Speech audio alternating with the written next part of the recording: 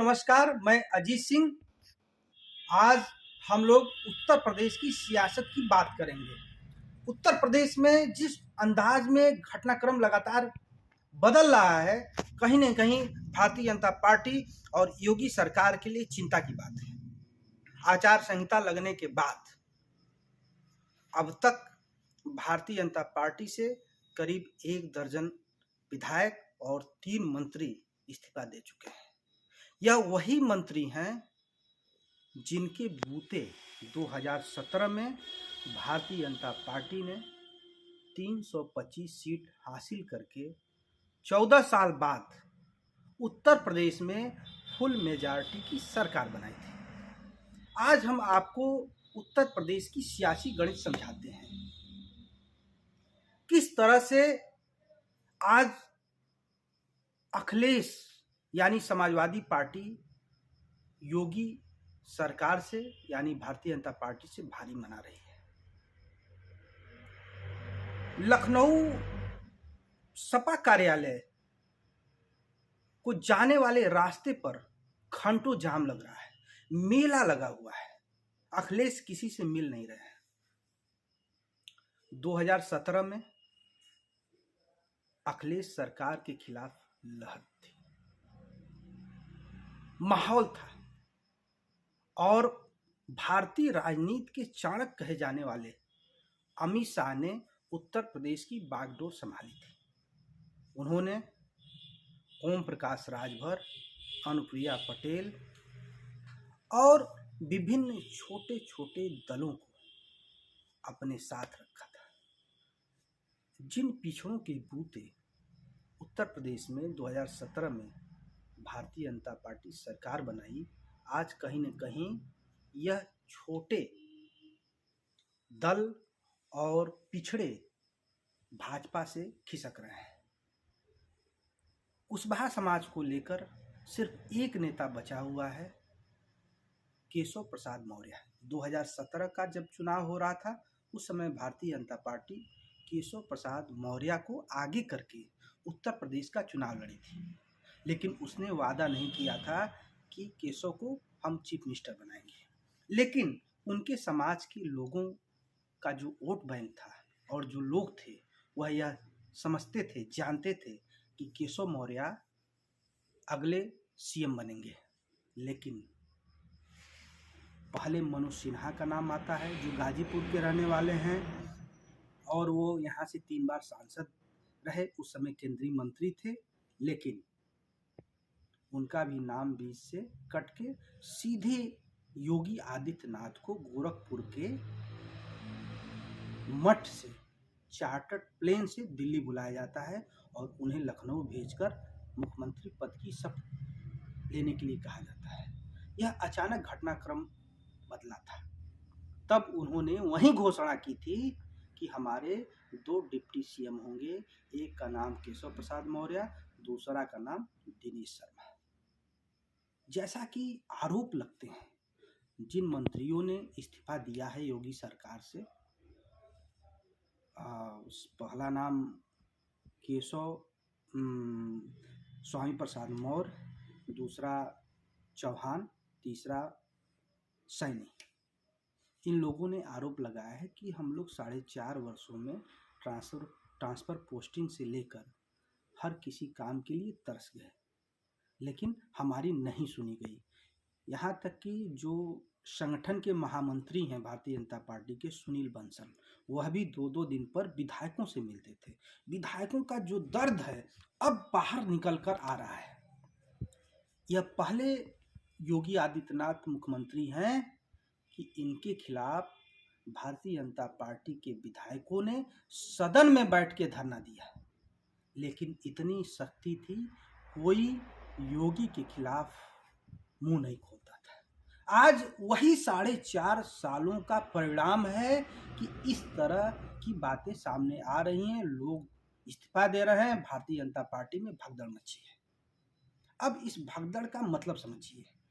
अमित शाह ने कमान संभाल ली है और यह बात थी कि 145 से अधिक विधायकों का टिकट कटेगा।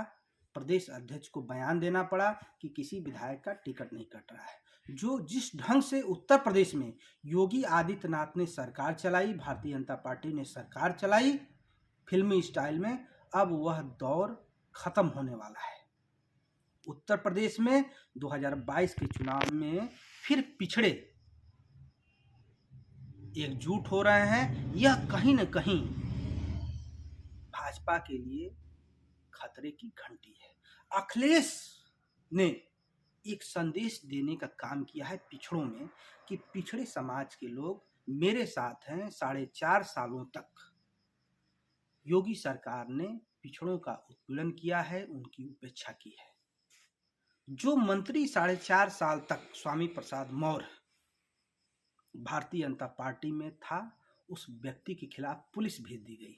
इसका भी एक गलत मैसेज गया कि आप गुंडई के बल पर, आप तानाशाही के बल पर उत्तर प्रदेश का शासन चला रहे हैं। इस पर भारतीय जनता पार्टी को, अमित शाह को और सुनील बंसल को भी विचार करना चाहिए। और एक बात और मैं कहना चाहूँगा, उत्तर प्रदेश में 4.5 सालों में सिर्फ आईएएसओं की चली। जिलाधिकारियों ने विधायकों का छोटा छोटा काम भी नहीं किया। यह बात अब खुलकर सामने आ रही है। एक इशारा किया गया था ऊपर से कि विधायकों का काम बिना मुझसे पूछे नहीं किया जाएगा। क्या लेखपाल और कानूनगो के ट्रांसफर के लिए क्या आईएएस डीएम मुख्यमंत्री से पूछेगा, प्रमुख सचिव से पूछेगा? आपने विधायक बनने के लिए 25 सालों तक लोग सपने देखते हैं, संघर्ष करते हैं, लाठियां खाते हैं। जब व्यक्ति विधायक बनता है तो उसके पास जनता आएगी। जनादेश का सम्मान होना चाहिए। यह एक महत्वपूर्ण संदेश है योगी सरकार के लिए और भारतीय जनता पार्टी के लिए। अगर लंबे समय तक उत्तर प्रदेश की सियासत करनी है तो पिछड़ों को और अगड़ों को एक साथ लेना पड़ेगा, उनका सम्मान करना पड़ेगा। आज भारतीय जनता पार्टी अखिलेश की सियासी भंवर में फंस चुकी है। जैसा कि भविष्यवाणी की जा रही है, कई अच्छे मंत्री भारतीय जनता पार्टी का साथ छोड़ने वाले हैं। यह एक अखिलेश के लिए भी एक चिंता की बात होगी। अगर बड़े पैमाने पर उनके पास भारतीय जनता पार्टी के लोग चले जाते हैं तो उनको भी टिकट बंटवारे में परेशानी हो जाएगी। अखिलेश कैसे मजबूत है और भाजपा कैसे कमजोर है, यहाँ आपको एक गणित समझाते हैं। भारतीय जनता पार्टी के साथ जो लोग थे आज अखिलेश के साथ हैं। चौहान, कुशवाहा, राजभर, जाटो, सैनी, मुसलमान और यादव, इन लोगों का सब वोट प्रतिशत मिलाकर करीब 49% होता है। इसी 49% के बूते 2017 में भारतीय जनता पार्टी सत्ता में आई। अब इसकी गांठ के लिए सिर्फ भाजपा के पास उत्तर प्रदेश की किंग मेकर मायावती का ही ब्रह्मास्त्र बचा है। अगर भाजपा का शीर्ष नेतृत्व मायावती से अलायंस करता है तो जैसा कि सियासी पंडित कहते हैं और भविष्यवाणी करते हैं, अखिलेश की हर चाल का जवाब हर विधानसभा में मौजूद 40,000 पोलिंग वोट दलितों का भाजपा की तरफ जाएगा और एक बार फिर उत्तर प्रदेश में भारतीय जनता पार्टी की सरकार बनेगी। जो लोग आज अखिलेश के पाले में गए हैं वह अब भाजपा में आने वाले नहीं हैं। ऐसा भी नहीं है कि भारतीय जनता पार्टी का शीर्ष नेतृत्व उत्तर प्रदेश को लेकर काफ़ी गंभीर है। अमित शाह, मोदी और जेपी नड्डा यह जानते हैं कि उत्तर प्रदेश से ही केंद्र का रास्ता जाता है।